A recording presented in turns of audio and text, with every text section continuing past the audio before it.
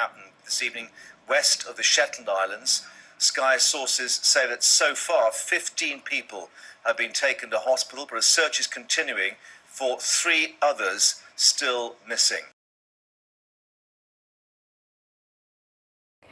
The 4 offshore oil workers killed in a helicopter crash in the North Sea last night have been named. The 4 died when the Super Puma aircraft, taking them from their rig, fell into the sea 2 miles short of Shetland. 12 other passengers and 2 crew members were rescued, as James Blake reports. Overturned, the wheels breaking the surface of the water, the wreckage of the Super Puma helicopter is washed against the rocks of the Shetland coast. The rescue operation has been filmed from an RNLI boat. Lines and floats have been tied to the helicopter to keep it from sinking or breaking up. There was no mayday call. The crash, it seems, happened too quickly for that.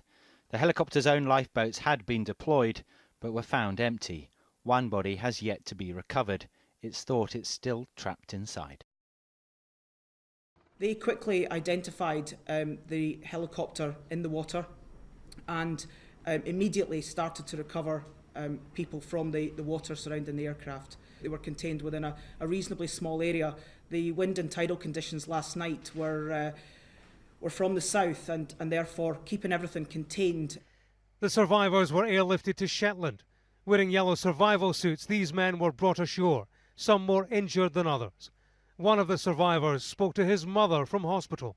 He said it seemed to lose power and there was no time to brace. They just dropped into the sea. And he was by the window, so he was able to escape that way as it rolled over. There's been a suspension of Super Puma flights until Wednesday at the earliest. This after 4 major incidents in 4 years surrounding the Super Puma aircraft. And unions are saying that a large number of their members simply don't want to fly in a Super Puma again. They say there's been a reaction to this crash on Friday, similar to a reaction in 1986 to a Chinook crash that killed 45 people.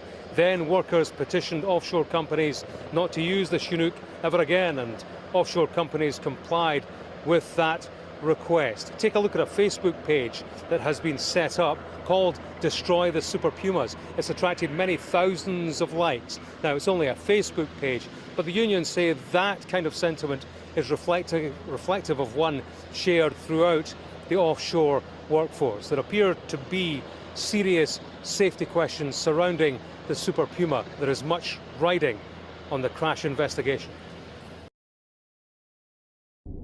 The Super Puma L2 helicopter was carrying 16 passengers and 2 crew members on board.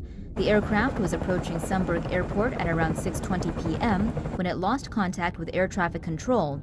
The mother of one of the survivors said her son told her the helicopter seemed to lose power before they dropped into the ocean. The aircraft went down roughly 2 miles west of Sundberg Airport. 4 people were killed in the accident, while the rest on board were rescued.